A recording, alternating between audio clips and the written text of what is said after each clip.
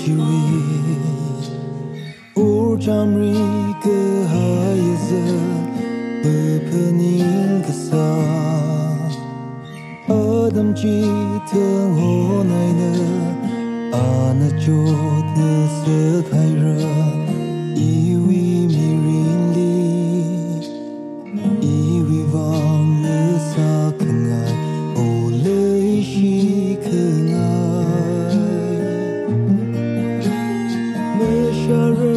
ke chi na kon sha kwi kangai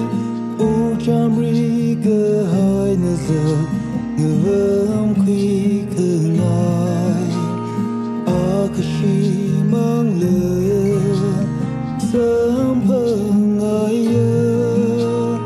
chan sang rungai manung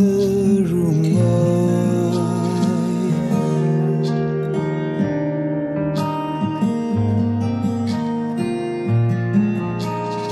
o jamri haya learning ai chan hanot sa memelai mera adam ke chi ining li mi wing sa hai rla i wi ning hia memelai re pening jing adam ke chi de shara ke chi na kon sha kwi kangai o jamri ke hai na za ngam kwi kangai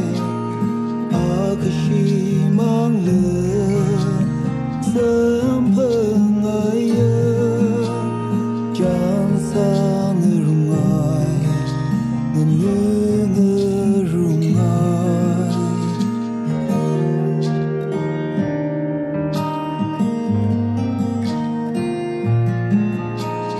le shi ke chân khu nơ wi ni ngai ke ma tha ke bi sa hai ra ke tu ke i u plong li